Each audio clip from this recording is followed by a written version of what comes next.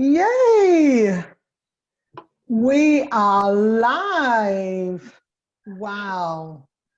First of all, I would just like to say thank you so much for joining us today on Let's Start a Conversation. And today I have got this beautiful woman, amazing woman, Karen Cruz.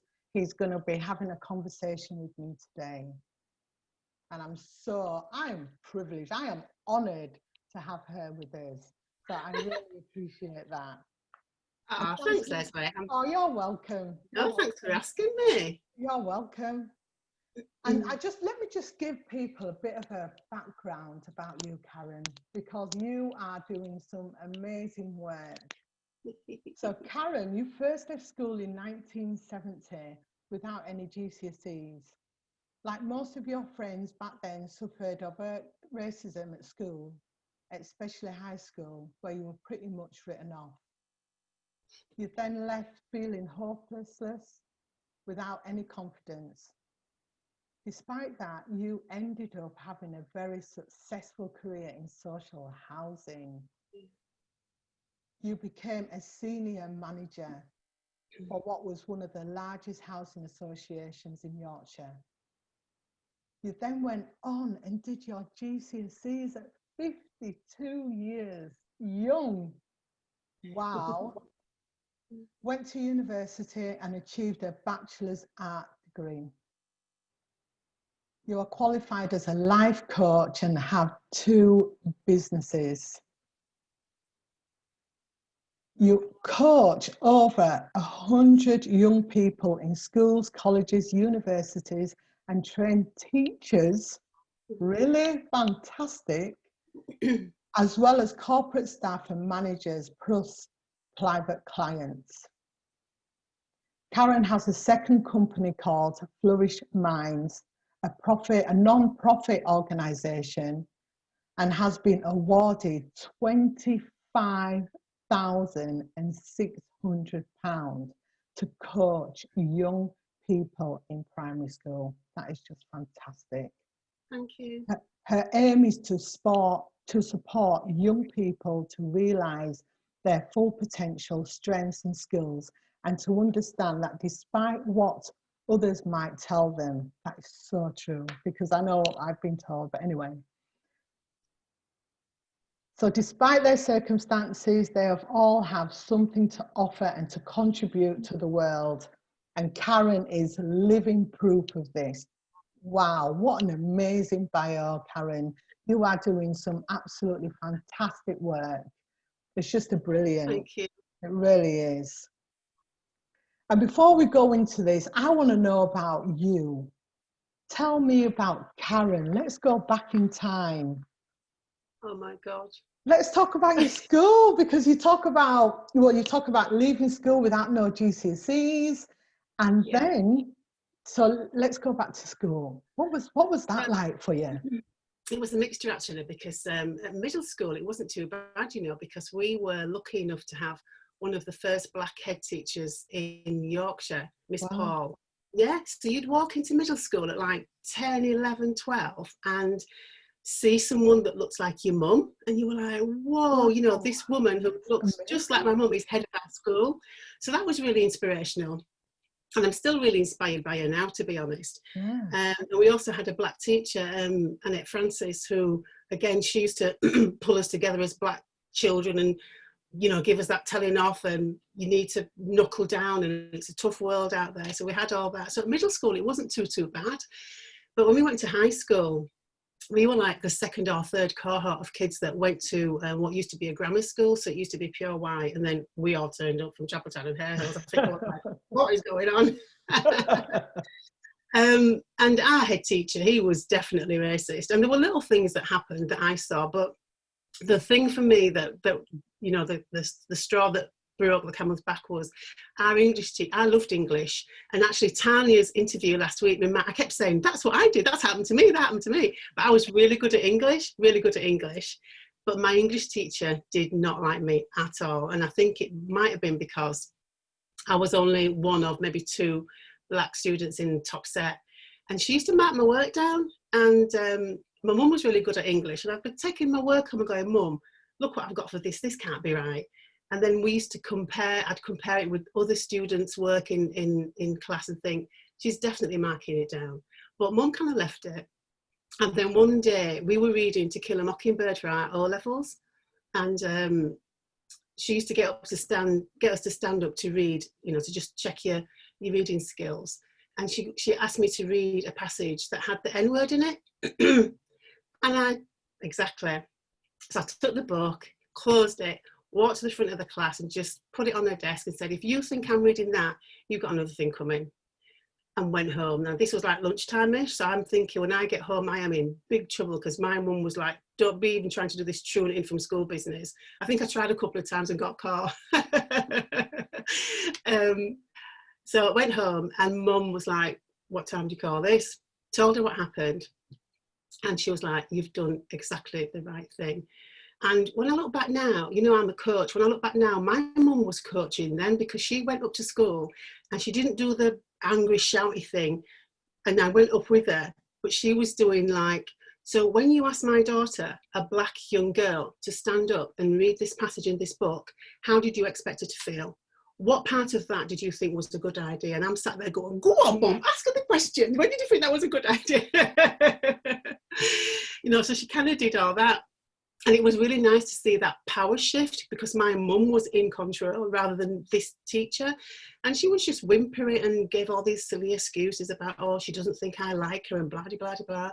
But yeah, Mum gave it to her, but in a really positive, calm, professional way. But that for me was the biggest thing at school, when I thought, this is just not right.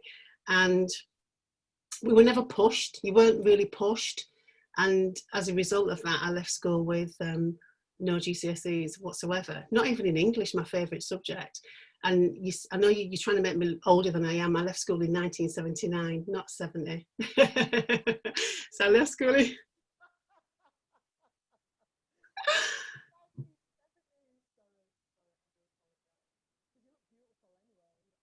Oh, thanks. I can't hear you, by the way, at the moment. I don't know why.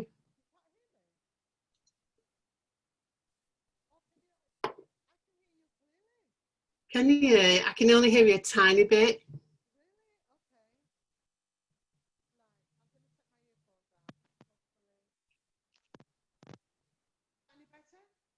A little bit better. I don't know. It was all fine before.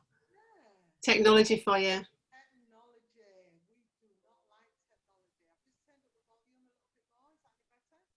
No. I can hear you a little bit. We'll work through it.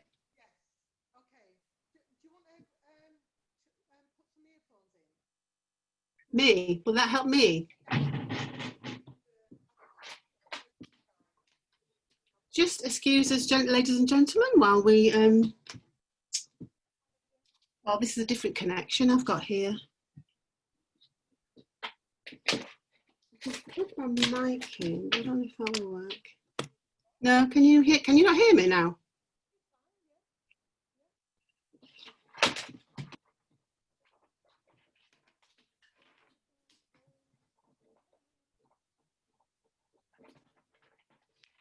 Do we just want to no, it's the wrong connection. We'll just keep going. I actually can't hear you. You'll have to shout. I can hear you a bit. Go on, let's go.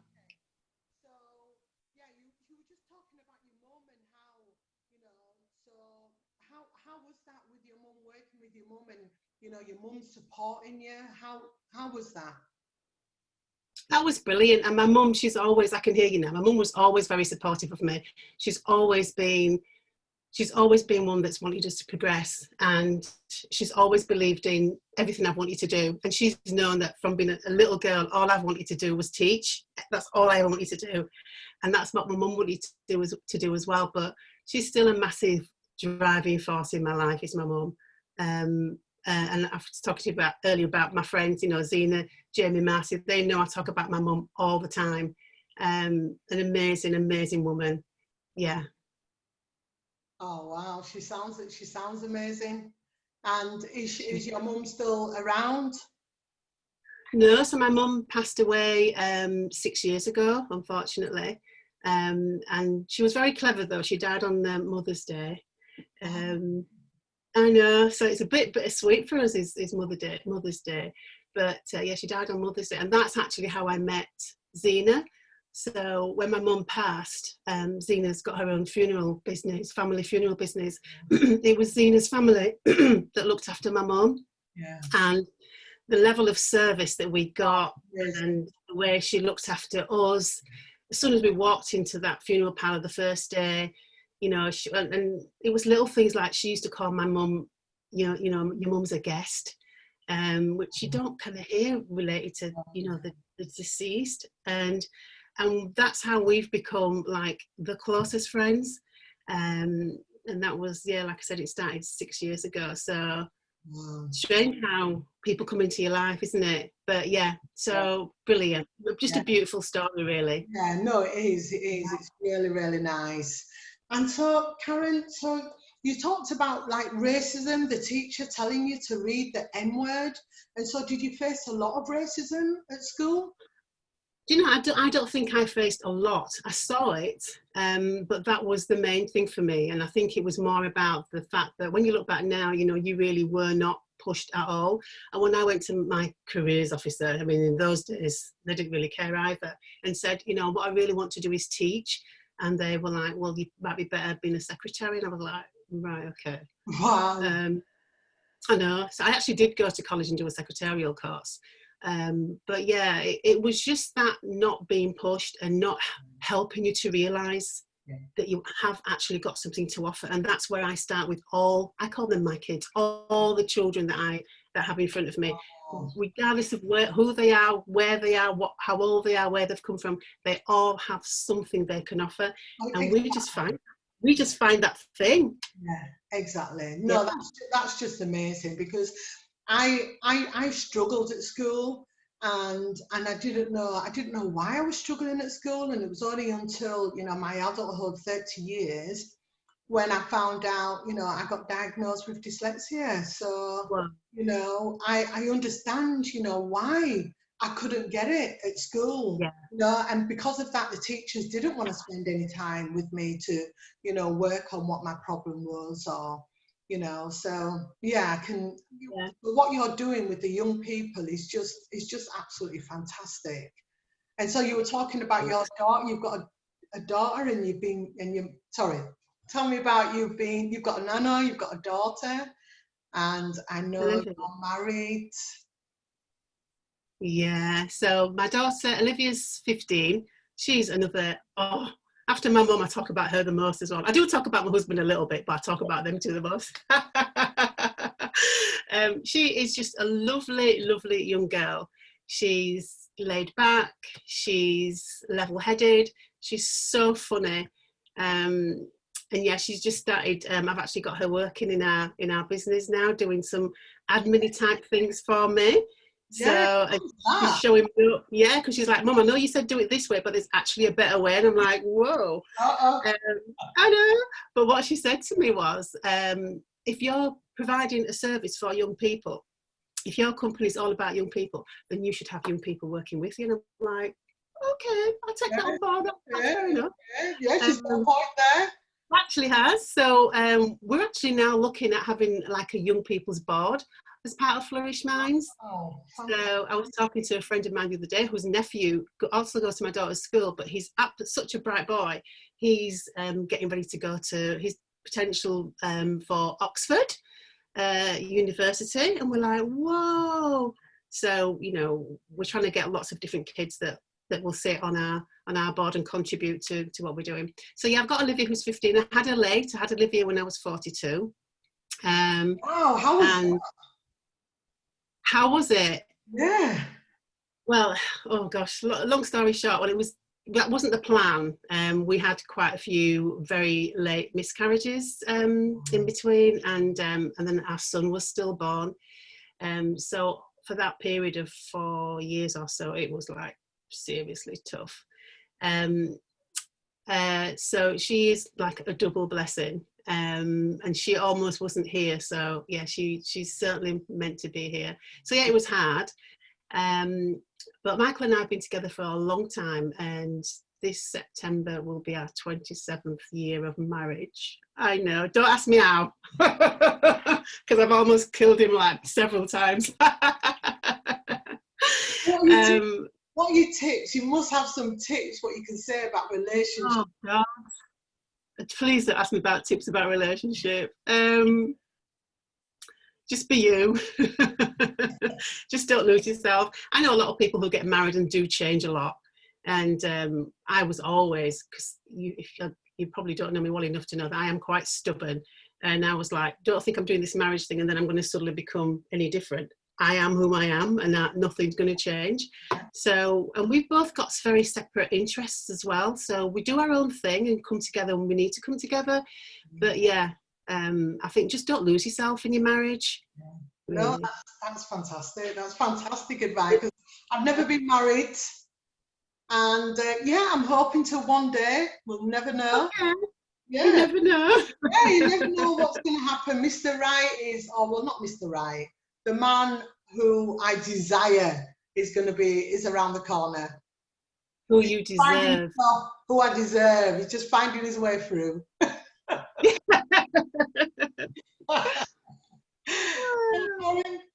You know, you were talking about, we're going back to racism, and how do you feel about Black Lives Matters at the moment? Because for me, it's like we're going through two pandemics, you know, the COVID-19, and then also with Black Lives Matters, you know, what's happening in America and all over the world. How do you feel about that? And how do the young people, you know, because obviously you must be working with, you know, loads of different nationalities. So how do they feel as well? Yeah, well, interestingly, I think the first thing is that because we were going through lockdown when George Floyd was murdered, I've not been in contact with as many as the children as I would normally. I still continued working, we were just coaching remotely. But for me, in terms of Black Lives Matters, in a way, well, it's a massive shock that George was murdered, and okay, the advantage is that it's brought things to the forefront, but they should never really have not been at the forefront of our minds. And what's been really interesting for us, certainly as a family, is sitting down and having those conversations with Olivia, and about how she feels about things. And she's really good. You know, she's like, Mum, we need to be aware of these things, but it's also about not dividing us even more. Because we were watching that program with the school that tried to get rid of racism. And she was saying that's great to do in schools, but just to make sure that it's not divisive. But there's a lot of work to do. And the good thing for us, whether this sounds selfish or not, is that there is now a lot of funding around to try and redress some of that inequality that happened. Yeah. So a lot of the bids that we've put in as Flourish Minds are around trying to, like I said, redress the balance and put some support in for children who are going through extra disadvantage through COVID. And it's affected their education doubly. It's affected our health as Black people doubly. So there is a lot of work to do. Like I said, it's just a shame George lost his life, but we know this has been going on for the longest time. Yeah, absolutely. What's been interesting for me as well is actually people who aren't of colour starting to question what this all means. And I've had a few of my white friends who've said, I'm not even going to pretend to understand it. I don't understand it, but I want to understand more, which is, for me, has been amazing. Yeah, fantastic. I think it's always to actually talk about it. Yeah. I think that's what we need to do. I think that's the first step. Once we talk about it and express ourselves, you know, I think that's just really good. Yeah, it's really important. Yeah. So, yeah. So, you know, the young people who you work with, what do they have? Like, I'm dyslexic. Do they have a disability, or what? How do you choose the children, or do you choose them, or what happens with your business? Well, usually most of our work's been in schools, so it tends to be the schools that refers the children to us, and they refer them to us for a number of reasons. Attendance-wise, so they're not coming to school. There's always a reason. Some do have ADHD. Some are just disruptive, but there is a reason. Some, it's about their behaviour, but there is a reason. And that's where we come in as coaches, that what we look at is not so much the behaviour, but what's causing it. Yeah. And when you talked about me coaching teachers, it's around getting teachers to understand that behaviour, that kicking off, that answering back, that disruptiveness, it's actually them communicating to us that something's not quite right. They didn't wake up this morning and think, I'm just going to be a pain for the hell of it. They are struggling with something. And what we do is we are able to find what that thing is. Wow. But interestingly, when we coach, we never start with academics. We never do the, how many GCSEs do you want? We do things like, so tell me what makes you happy. Tell me where you want to be in your life. What do you want to achieve? Oh, I want to be a pilot, miss. Right, let's do it. And the nicest thing is when a child says to you, miss, are you saying that I could be a pilot? I'm going, yeah. But you're going to have to work. Yeah. You have to work at it. You know, it's not just going to land in your lap. And then when we break that down and say, to be a pilot, what do you need? Well, I'll need to be patient. I'll need to listen. I'll need to know about mechanics. And I'll need to know, So you might need to think about your maths. Oh, yeah, so maths might be important, miss. And we use that as a way to get kids to start to focus and realise that they have got something to offer.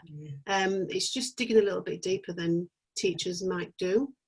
Yeah, no, that sounds brilliant. And I think, you know, we need this in the schools. You know, there must be, well, I mean, you've got funding for another non-profit company. So there's lots of children out there who need, you know, your support and need somebody else to listen to, because they're not getting that at home. Because I know for me, I came, you know, from a big family, and, you know, my mum didn't have time for all of it. So it was really hard. So, yeah, so that must be, so how do the kids feel when, you know, they approach you, or, you know, how does that feel? For them, well, it varies. You know, some will come to us and be really talkative. Others, it will take some time to actually get to the bottom of what's going on. Some of the beautiful things that have happened, you know, there was one little boy, and his answer to me, every time I asked him something, was, don't know. What do you want to do, Eli? Don't know. Where do you want to go? Don't know. Right, we're going to have to stop doing this don't know business, because it's really not helping. And I remember he had a dog. I went, how's your dog? He went, oh, my dog. And he chat about his dog.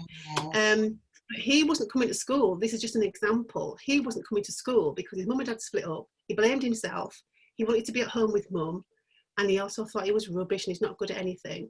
And through conversation, we discovered that my boy could write.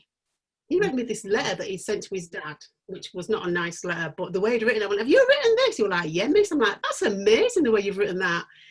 And then he went like, oh, I've got loads more, miss, I can read you. Wow. And I'm in a room in the school with a 12-year-old boy reading me a love poem. I'm like, oh, okay, this is a bit weird. But again, the way he'd written it. And we encouraged him to enter a poem competition, and he won, and his poem got published in a book. Wow. And so from that, his confidence went through the roof. He started coming to school. He believed he was good, you know, and that's just one out of, I know you said hundreds, but it's been thousands of kids that we've worked with across Yorkshire. And we find just little things that makes their eyes light up. And it's just giving them that little bit of hope. So when I left school, I had no hope. And it wasn't until I started working that started to grow in me a little bit more. But yeah, they're amazing. I love the kids. And I know that might sound really cheesy, but I love all our kids. And some are cheeky, and some are rude. I was coaching a boy the other day, and he went like, oh, miss, you boring. And I'm like, okay then. He says, you're boring me. And I'm like, all right, so what do you want to do? He said, I'd rather do maths. Okay, cool, let's do maths. So we just go with the flow, and we just know how to engage with kids. No, and we love it. That's fantastic. That's fantastic. We need more of you. You know, I can understand why. I'm working on that. Yeah, definitely. We definitely do, you know, because like I said before, a lot of kids, well, I don't know, some kids, you know, maybe they're not able to talk to their parents and not able to express themselves, and having a coach there at school to help them, to give them that encouragement, to stay positive, and for their eyes to light up. I mean, that's just amazing. God, I keep going back to me, but if I had that at school, well, that would be amazing. If I had that at school, God knows where I am now. Yeah, exactly. So what inspired you after being a senior manager at a housing association? What inspired you to go back at 52 to go and do your GCSEs? Well, so I got into housing. I fell into housing by accident. Do you know Juliana? So she knew my first job was a secretarial job, and I absolutely hated it. And they made me redundant. I was like, hallelujah. And it was like, oh, I've heard about this job. It's like in a housing association. I'm like, what's one of them? She went, I don't know. Just go for it anyway. Went for the interview as a secretary there and got it. And I was at that company for 6 years. But the second company I was at, I was there for 25 years. I just had a boss and a chief exec who obviously saw my potential, and they encouraged me to go for different promotions. They sent me back to college. I didn't want to go to college. I was like, boss, I can't study. I'm no good. I went to college to do my initial housing qualification. And in those days, there were 3 parts to it, and you had to pass all 3. So I went the first year, passed 1 bit, failed the other 2. I went, I told you this would happen. You're going back. The second year, I failed the one I passed and passed a different one. Still failed. I know. And then the third year I passed them all and got a distinction in something. I was like, woohoo. And then kept getting promoted, and I got to a senior position, and my boss encouraged me then to go back to do my bachelor's. And even at that time I still didn't have my GCSEs, but I got into uni because of my experience in housing and the qualification that I got before. And then when I got to being a senior manager, so when I started there, we owned like 500 properties. By the time I left, we had 35,000. That's how big we'd grown. Seriously. And I was a senior manager there. I was like, oh my, I was pinching myself. And as the kids would say, I was like earning bare money. I'm like, how is this even happening? I'm from Capita. And at the end, like my last 10 years, we merged with one organisation. We merged with 5 other housing associations. So it was massive change for all our staff, change for us, people's jobs were changing, where they worked was changing, salaries were changing. And my chief exec, very forward-minded, forward-thinking guy, we went on a management development course within work, and then he introduced some coaches to coach us through the process, and then for us to coach our staff. So this coaching thing started, and I'm like, I like this a lot. It's like magic. Wow, So even when it finished, I was like, boss, can I still have my coach? So I continued getting coached. And then he offered us the opportunity to train and qualify as coaches. So I'm like, yes, please. So about 10 years ago, I qualified as a coach, and we were coaching corporately then. And then loved my job, absolutely loved. I mean, we worked stupid hours, 78 hours a week. We just never stopped. Absolutely loved my job and had no intentions of leaving. And then Michael, unfortunately, got diagnosed with a brain tumour, and it was terminal. They classed as terminal, so they only gave him 18 months to live. So, and I tried to do that, went off sick thing, go back to work, but I could tell after he'd had his operation, he wasn't really coping. So I handed my notice in, and even this, I had to give 3 months notice. I gave my 3 months notice on the Monday, and then on the Friday I just thought, I can't take this. Michael's needs me at home. I'm just going to go. So I went back to HR and went, I know I should be doing my 3 months, but I'm going. So they were like, fine, it's, work were brilliant, really supported me because of all the effort and everything I'd done in the past. Came home and Michael was like, you're home early. I didn't even tell him I was leaving work. And I didn't tell him I had my notice in. And I went, yeah, I've left work. And he went, yeah, you've left at 1. I'm like, no, like, I've left. And he's like, oh my God, what are we going to do? And I'm like, I don't know. Because when they gave Michael his diagnosis, he had his own business as an electrician. But from the minute they gave him that diagnosis, he had to wind his business down. So he lost his business overnight. He couldn't drive. And he had this 18 months thing over his head. And what he did was calculated when that 18 months would be up. So he kind of calculated the day he was going to die. So those first 18 months, I tell you, Lesleye, were like, and Olivia was only 8 then. So they were tough 18 months. He was really depressed. How do you cope with that? How do you cope? How did you cope? How did you manage? We just tried to keep as positive as we could. And like I said, I was at home. And luckily, you know, if anybody out there is working and they don't have critical insurance, I'm telling you now, get yourself some critical life insurance, because that's what saved us. Because one day when we were like, what are we going to do for money? Mick was like, I'm sure we've got insurance. So we checked it out. We had some, and then we got paid out, and we were like, now I can breathe. Yeah. So I stayed home for 2 years, just looking after Mick and Olivia and myself, of course. And we just took it a day at a time. Yeah. Down days, up days. We just took it a day at a time. And then when we got to the 18 months and he realised he was still alive, he started going, because I was like, sometimes they get it wrong. And he was like, maybe they've got it wrong. And I'm like, yeah, they've got it wrong. 7 years later, he's still here. So they definitely got that wrong. I know. I don't know how I'm doing that, because he really gets on my nerves. He does. But he's lovely, and he's my lovely. Yeah. And then I thought, right, this is it. This is the kick I needed to go and do what I've always wanted to do. And I've always wanted to teach. So I'm like, I'm not having it now. That's it. I'm going back to college. I'm going to get my GCSEs. Wow. So I enrolled at Park Lane, where I was when I was 17. So I was back there when I was 52. Like the oldest person in the class, because they're all 16-year-olds. And then they're like me, this old fossil doing a GCSEs. They were like, what's she doing here? But the lecturers loved me, because when all the kids were like chattering away, I'd be like, excuse me, if you're not going to be quiet, you need to leave, because I'm on a mission, I'm not messing about, so you need to be quiet. I'm a bit like that. Yeah, don't be messing with me, I'm not messing about. Exactly. Yeah. And then, so I had 9 months to pass 5 GCSEs, English, maths, and the 3 sciences, physics, chemistry, and biology. I was like, what? But I was determined, Lesleye. I was determined. I went public. I told all my friends on Facebook, everybody.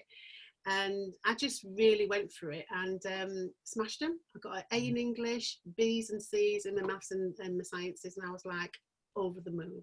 Yeah. Over the moon. And I thought, that's it. Go on, sorry. I'm going to go teach now. Yeah.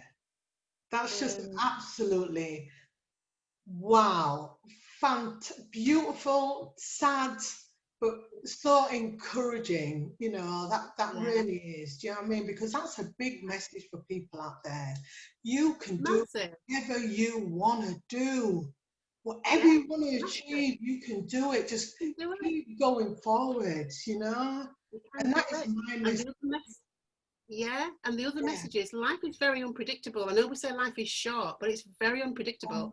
We went from, both of us, you know, Michael having his business, me having a really nice corporate job, everything was hunky-dory, and overnight, everything changed. Everything. This is life. So yeah, so then I got my GCSEs, and I'm like, I'm going to go teach. And every teacher that I met was like, if you want to make a real difference to kids' lives, teaching's not it. I'm like, are you for real? I've nearly killed myself over the last 9 months. Exactly. They're like, don't do it. I'm like, oh my God. And I'm sat at home like this thinking, what am I going to do? And I thought, coaching changed me, changed my life. That's what I'm going to do. I'm going to use coaching. I'm going to go into schools and coaching people to help them to realise that actually the stuff you've been told about you're not good enough and all that, it's pure rubbish. It's somebody else putting their limits on you. Don't believe it. I'm going to show you that if I can do it, there is absolutely no reason why you can't. And I just went to schools and I just lost all, I just did it. I just thought, I'm going to forget my pride. I'm just going to go. I was ringing up schools and saying, listen, I really want to come in and show you what I can do. And the first school I went to was the school, my old high school that wrote me off.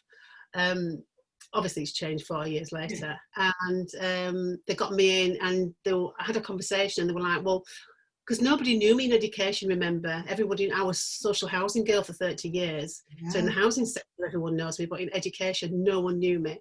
So I really had to prove myself. So I did every bit of work I've got now, I started on a voluntary basis. Wow. So I went into school and I said, tell you what, give me some kids, give me 6 weeks and I'll do a day a week. And after that 6 weeks, if you think what I've done, if you like it, fine. And if you don't, fair enough. And they all kept me on. 3-4 schools kept me on. I did some work at Leeds Beckett University. They kept coaching the first year students. They kept me on. I was there for like 2.5 years. I did some work at Leeds University. They've kept me on. So yeah, that's how I spent the first 4 years of my life. Wow. Just went and did it. Wow, that's just amazing. I am inspired. I am so inspired because there was always something that I wanted to do, and I thought, you know what, I've always wanted to go to university, always, and I'm at university. I'm at university, and I'm loving it. I just think it's the best thing I've done for myself. It really is. My sons are like, really, Mum? And I'm like, yeah, I'm doing it. And they're like, you, but yeah, the best thing I've ever done is go. Absolutely. And I think it's about, I do this with the kids a lot around, one of the main drivers for me is about, that's made the biggest difference is who you spend your time with, who you spend most of your time with. It's so important. Yeah. So at work, I was surrounded by people who wanted me to do well. My chief exec, we're still good friends now. He's helping me in my business now. Yeah. The coaching company that came in and coached me, the owner of that company is now working for me. She works in my company. I was with good people, and it makes a difference. And my friends that I will constantly talk about, Jamie, Zena, Marcia. Yeah. We talk all the time. We lift each other up. I can cry with them when I'm down. Yeah. When one of us achieves, we all achieve. Yeah. It's really, really important. Oh, absolutely, absolutely. And I so agree with that. You've definitely got to be around positive people, because when you're around all these negative people, when they don't want to do anything, it's just like you're just doing the same mediocre rubbish, Yeah. And it's like, and there was just something in me, and it was like, no, I need to move forward. I need to do something totally different. And really I love my friends dearly. I wanted something more, and so yeah, I think you're doing absolutely fantastic, brilliant work. Yeah, you really are. You got to pat yourself on the back, girl. Do you know what I mean? Take the compliment, because you're doing a fantastic job. You really are. And I'm like, so what do you see for the future? Working with the young people. You were saying that you want a coach over 100 and you've done over 1,000. So what do you do? Do you follow them? What happens? Well, our plans now for Flourish Minds is we're just going to get bigger and bigger and bigger. So one of my chief execs contacted me the other day, and he was saying, I'm going to put you in touch with this head of a school. But before I do, I just need to know what your plans are. How big are you thinking about going? And I just went, boss, global. We were like, right, okay. Exactly. I don't even know why I asked. Exactly. Well, they say you've got to reach for that moon. Absolutely, yeah. I truly believe that we were not put on this earth to struggle and die. We were put on this earth to shine, and that's what we do. We try to find that little light in each child that goes, you love this, you're good at this. You can use that to make some money. You can use that to show everyone why you've been put on this earth. Seriously, miss, I'm being serious. Yeah. And I'm not a softly coach either. So when they are not, I've had some kids, and I will tell them, you've been kicked out of school because your attitude it stinks. It needs sorting out. No, but she can't talk to me like that. Actually, I can. But I do love them at the same time. Yeah. But we intend to go massive. We're just looking at a program now where we want to employ some more Black life coaches, because there aren't very many Black life coaches that work with young people. There aren't very many life coaches that work with young people per se. And I have about 6 or 7 coaches at the minute, but they're all white, and that is absolutely fine, and we want that, because Flourish Mind is for every child, wherever you come from.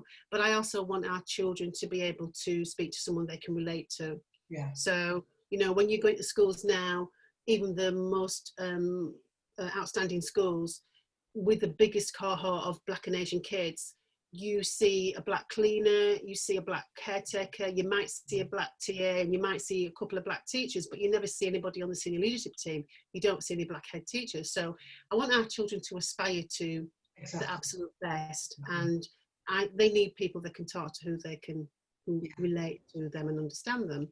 So we're looking at a recruitment process soon to get some more life coaches on board. And my ideal, my dream is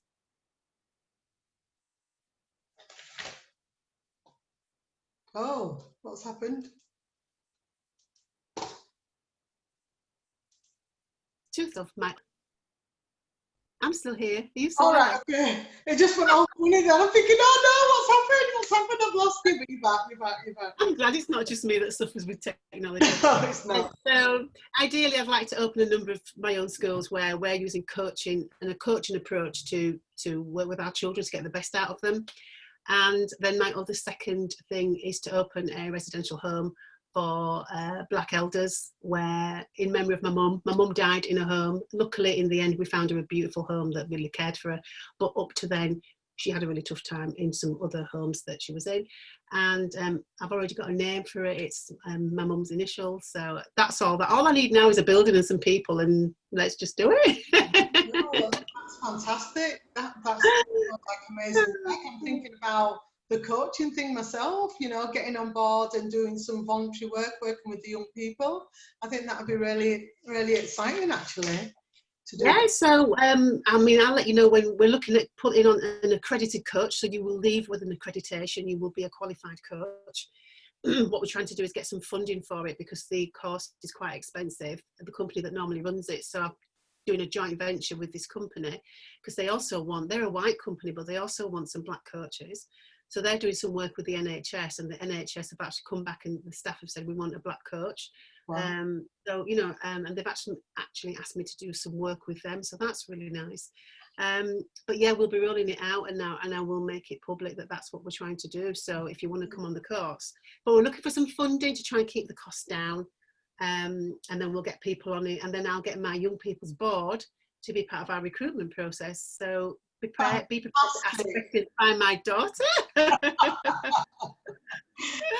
Brilliant. And how is it working with your daughter, Olivia? How's that? You know, she's Olivia, she's been really good. So I've given her specific hours, specific days. She knows what she's doing.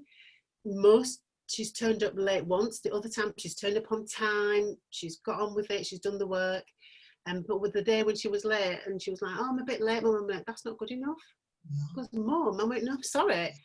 Because what I'm trying to teach her, Lesleye, is about a bit of a work ethic, a little bit of discipline, understanding what it's like in the real world. Exactly. So she gets it. So, but she's working out. So how much will I get paid a week? So I can save this amount and I can do that. And I'm like, the fact she's talking about saving some, I'm like very, very happy. I wasn't saving at 15, 16, 17 or 20. I was just spending. Exactly. So the fact that she's already got that kind of thing in her head, I think we're doing a pretty good job. No, that's brilliant. That's brilliant. And also, let me just talk about your other. I know you was just offered another job back at the university to carry on your work, teaching and other. Go and talk to us about that. That's so Sheila Freeman, I don't know if she's on, but Sheila was working at the university or studying at the university, and she just asked me, she knew what I did, and she asked me to go and do a talk to their students. I did that, and there was one of the course lecturers, program people in the audience, and they came and asked me if I would create and run a course for their Black and Asian students, first year students, coaching and mentoring, peer coaching and mentoring. So the first year students would get mentored by the second and third year students. Okay. So they wanted me to develop that and deliver it within the university. And I went, yeah, no problem. Put the phone down and went, I don't even know what to do. Where? If you ask my husband, I'm like, Michael, I've just said yes to this, right? And I actually don't know what to do. And I just thought, right, I'm just going to put a course together, teach them some coaching skills, think about how we can get them to work together, think about what the outcomes are. If you ever do any work for anybody, if anybody asks you to do any work, the best thing to do is just to say, what outcomes do you want? Okay. Because when they tell you what you want, it's always my coach, because I've got about 3 coaches, seriously. Oh, okay. Because I rang her and went, oh yeah, every good coach, without sounding pompous, but every good coach has a coach, because otherwise we're not practicing what we preach, right? Yeah. Okay. And I rang her and went, I've got this work and I don't know what to do. And she went, of course you know what to do. And I went, I honestly don't, Paula. She went, no, you And she's like, just go back and go, tell me what your main outcomes are. So I asked them, and they said, we want this, this, and this. And she said, all you do now is devise your program that fits all those outcomes. I'm like, cool. Wow. So I did that the first year, and every single student stayed on the first year and was successful. And then they asked me back a second year, same thing happened. And they've asked me back again to start in October. Fantastic. I know, I'm like, oh my God. Fantastic. So I'm really happy about that. Yeah, that's brilliant. A brilliant achievement. So how many people work with you then? How many people work together? Well, at the moment, I've got 4 other associate coaches that I work with. But when I first started Cruise Coaching Consultancy, I just did everything myself. And then we've got a new company and changed the structure of it so that we are not for profit, so we can apply for public funding. So when we apply for public funding, the customer actually gets our work for free. So we were finding that the people that we wanted to work with couldn't afford us. Even some schools couldn't afford us. And we're not hugely expensive. You know, we know what we're worth. Yeah. So we charge a good rate. And, you know, when you talked about voluntary, if you were to come on the coaching course and qualify and be picked by my young people to work with us, we're going to pay you, and we pay well. So we don't do the voluntary thing, you will be paid. Yeah. But the Flourish Minds allows us to apply for public funding and some private funding. So if there are any big companies out there that have got some money floating around, you know, you need to send them to me. Yes, send it to Karen. Yeah, and all the money we get, so we don't have shareholders and profit and all that stuff. All the money we have goes into supporting our children and their parents and teachers, because when we get all of that together, that's when things really work, you know. And we're doing things at the moment. I've just started to do some work with social services, helping a mum and the child get through the social services difficulties and red tape. So yeah, we're kind of branching out to do all sorts of things, but ultimately everything we do is about helping that child to be their absolute best, absolute best. So, you know, at the moment with what's happening in the media with the GCSE results and the A-level results, you know, how do you feel about all that? Should there have been, what do you think? Well, I'm really glad they moved away from the algorithm thing, because that was totally unfair. I didn't even realise until quite late on that not only is that based on, or they look at your previous work, but it was based on where you live. So it was based on locality. So children who were from a disadvantaged area, their grades were going to get knocked down even more so. Honestly, that's why a lot of when they did the A levels, a lot of the private, you know, organisations, private schools did really well. So it was good that they did that. But there is still some children whose grades have been downgraded anyway, and we've had a few that have already come to us asking us for some help, and parents who are worrying about the children. And I coached a friend of mine whose daughter was struggling with the results that she got. Yes. And just had a session with her to talk about options. You know, this isn't the end, kids. You're 15, 16, it's just the start. Yeah. And she was saying to me, I only got this in this, I only got this grade in that. And I went, do you know what? You've already got a better start than I had. Yeah. No way, miss, because I used to coach. She goes, and I'm like, you are. Even with the grades you've got, you're already ahead of me when I left school. Yeah. So I was going, oh, right, well, and look what you've done. I'm like, exactly. So imagine what you can do. So immediately it starts to lift the spirits, because coaching is all about looking to the future. So like counselling very much sits in the past. We never really go to the past. We're all about, where are you now? Where do you want to be? What's all this stuff in the middle that's stopping you from getting there? Let's untangle it and work it out, and let's get you on the right road to be where you want to be. That's why it's so beautiful, because it's very solution focused, very positive. Yeah, very positive. It just sounds, and I'm going to say it again, I'm sorry, Karen, but it sounds amazing. You are doing amazing work.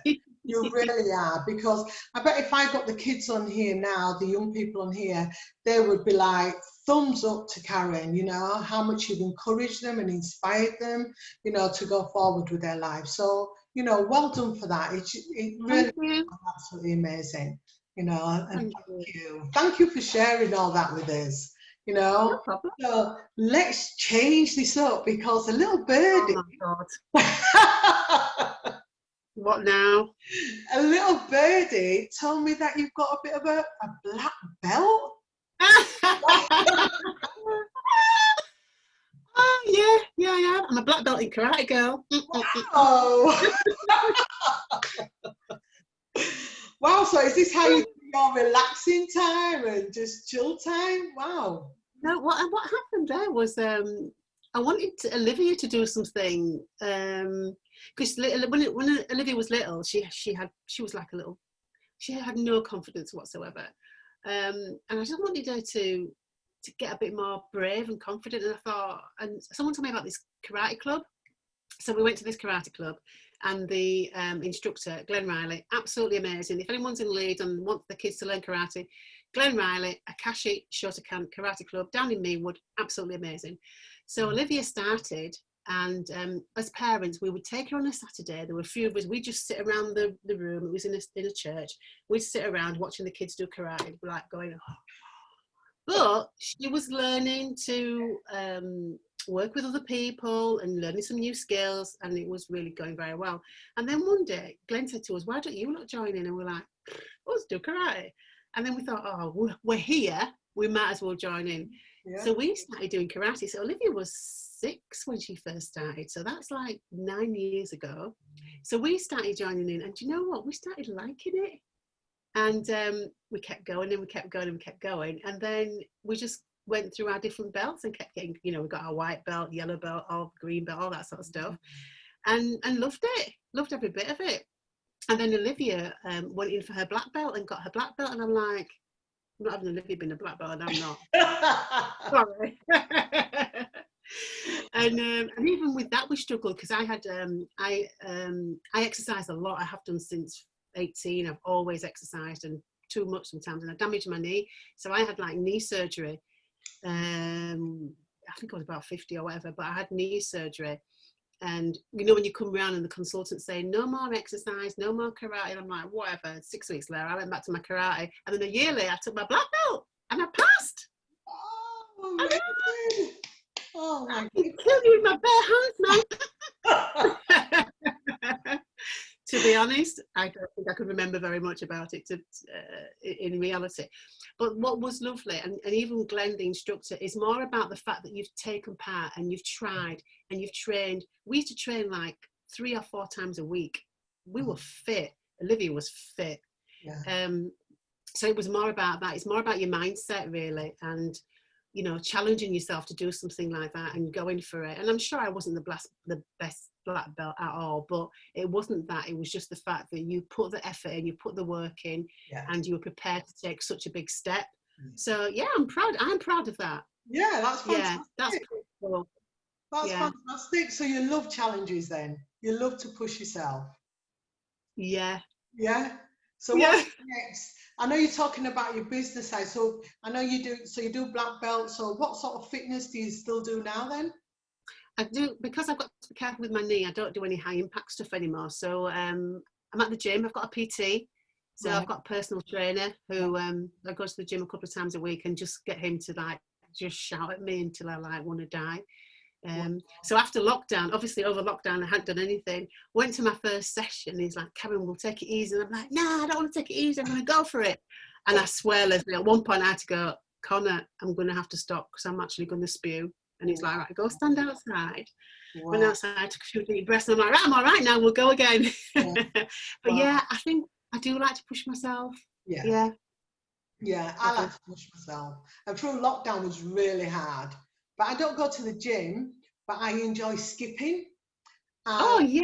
I enjoy running, so I do a lot of that. And I've just recently bought myself a bike. Nice. And so I love cycling around now. I just think it's just amazing. So yeah, that's just my downtime for me, really. Yeah. What's your downtime? My downtime, believe it or not, is the gym. I know it doesn't sound like it, but when I go there, I can, because I don't have the ability to think about anything else because I'm like puffing and panning away and lifting weights. But that is it's my weight management, it's my mental health, it's my me time, it's my fun, because my PT, he's a really funny guy. So it's just, that is my time. Yeah. And I like to read. I read a lot. I've got if you ever met Jamie will tell you I've got so many books. I love books. I like to read a little bit of an inspirational thing, like every morning. I like my quotes. You'll see my quotes on Facebook from time to time. But yeah, and then, you know, family time. So we all do our own thing, but one thing we always do is we all eat together all the time. Dinner time anyway, we all do eat together. And every now and then I have a little tipple, and I'm all good. Yeah, that's always good. But we were going to celebrate your birthday in March, and then came. I was like, we were going to celebrate my birthday and the launch of Flourish Minds. Yeah. But I was saying to someone the other day, maybe we do it on my 58th birthday next March. Fantastic! I'll be there. Why not? That'd be really good. Yeah, that'd be really good. So, yeah. I tell you, so you said you want to be global, so you're working towards that, yeah? And how many people are you going to have working for you? Where are you going to be in the next 5 years, I'd say, 5 years? Where are you going to be? Does age matter to you? Well, it's funny you say that, you know, because I think, I'm 57. In like a couple of years' time. And you look absolutely fantastic. Hello. You look amazing. My body's breaking up. My body's breaking up, let me tell you. And my mind sometimes. In 2.5 years' time, Lesley, I'm going to be 60 years old. I'm like, I don't have any time to mess about. And my mum, I know this, it doesn't necessarily run in the family, but my mum, she had Alzheimer's, and I'm like, oh my God, I wonder if I start getting Alzheimer's, that's like, it's all over. So I want to live a long time. Yeah. Me and Olivia have decided I want to live till she's old enough to be settled, grown, and got whatever she wants in life. So we've decided 84, because when I'm 84, she'll be 43. I don't know, and that's the age my mum was when my mum died. I'm like, 84 is a good age. Wow. So I've got to live so I've got till I'm 84. I've got, so let's say 5 years time. Let's say in 5 years time I'm in 5 different countries. How does that sound? That's amazing. That's amazing. And do you think you can do that? What is going to inspire you to do that? The thing that drives me every day, so there'll be some days I wake up and I go, I'm a bit tired, I'm not sure if I can, and then I go, do you know what? There's a child I might save today. Wow. There's a child I might actually help to realise their dreams today. I haven't got time for bed and sleeping. I need to get up and crack on. That drives me every day. And plus, like I said, I'm not overly religious, but I do believe that my mum's spirit is still around, and I just want her to continue to be proud of me, really. And I was quite naughty when I was a teenager. I gave her some headaches, man. But she at least lived to see me. I did, I'm going to be honest. At least she lived to see me go to university. And so I'd like to just continue making her proud of me, really. And my daughter, you know, and I want to leave a legacy. I want, when I die, that something's changed. I've made a difference somehow. Yeah. And not just wasted my life. So Well, and Olivia's good. She's already started doing some coaching. She'll come up to my room. Scaling is a coaching method we use, a really simple method. And she'll come up here sometimes. My office is up in the loft. And she'll go, Mum, on a scale of 0 to 10, how are you feeling today? And she's learnt this from me. She must have heard me saying it, because I say it to the kids all the time. And I go, I'm about a 5. And she's like, oh, so what would it take to make you a 6? And I go, if you go downstairs and make me a cup of tea and some biscuits. She goes, oh, well, I'll do that and make you a 6. So she's already picking up all the coaching stuff. So I'm liking that. But yeah, it's what we all should be doing. Really just making a difference in the world. That's why we were put here.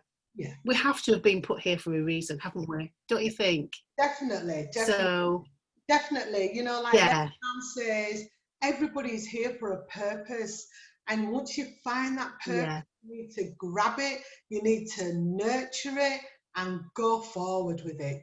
Definitely. You know, and I was stuck. I was stuck for many years. I don't know this Lesleye. This Lesleye was dying to come out, dying to blossom. You know, and then here she is. I love it. I absolutely love Lesleye. It's like, that's nice. That's so good. see myself and like, look at you, and it's like, yeah, I love it. I just love it. And you know, like you were talking about university and doing your GCSEs, and at university, I'm the oldest one. I'm older than my tutors. Yeah, exactly. I was, yeah. Yeah, but you know what? I'm loving it because I am there for a reason, to go further. That's what I'm there for. So yeah, Absolutely. I'm getting as much information as I can and going with it, definitely. Yeah. Oh, you know, I think it is that thing, yeah, it is that thing about setting yourself a goal as big as you want it to be. Don't limit yourself. Don't be hiding yourself under I can't do this. Yeah. It's scary. I was saying to Zena and Jamie and Massey the other day, most days I'm fearful of what I'm doing. I'm nervous. I'm like, oh my God, but I'm still going to do it because I have found my purpose, and it is to help every child to realise I've got where I am through hard work and through having the right people in my life. And having a goal, and I'm not giving up. I'll be doing this till I die. Yeah. Which won't be till I'm before 84. If Zena's watching, don't be start digging my grave, because I'm not going till I'm 84. I'm sure she won't. Well, I saw this woman on Facebook today. She was 100 years old. 100, and she was walking around with her stick, and she said, the only reason why I'm using this stick is because it's been rainy, so it's a bit slippery outside. I don't want to fall. But she looked absolutely fantastic. That was so inspired me. 100 years old. She looks absolutely amazing. So you know what? It's that mindset, because she said it was her mindset what was just really like pushed her on. So it's up to the individual. Like Marcy said to me the other day, we have got the same wind, those same wind blows on us, and it's down to us what we do with it. And that is so true. That is so true. So you know what? Yeah, brilliant. But you know what, Karen? It is 6 o'clock, 3 minutes past. Right. Sorry. Oh my goodness. What a fantastic conversation. Oh my goodness. Karen, you are just brilliant. And if people want to get a hold of you, how can they get a hold of you? The best way to get me, I'd say, is by email. So I am karen@flourishedminds.co.uk. Brilliant. Well, I'm going to put that in the chat. And I just want to say a big thank you again for joining me on the show. I really thank you for having me. Oh, it's been having me. Yeah, very humbled. And you know, I was like nervous. I was like, oh my God, Lesley, I'm so nervous. But I've really enjoyed it. So thank you so much. Thank you. Thank you. Just stay right there, Karen. I'm going to say bye to everybody. Thank you so much for joining us today. I so appreciate your love, support, encouragement. Thank you. And we will see you next week, Sunday, 5 p.m. Let's start a conversation with a beautiful, another amazing woman. I will tell you more later on. But thank you so much for joining us, and bye for now. Bye. Thanks, Lesley. 1 second.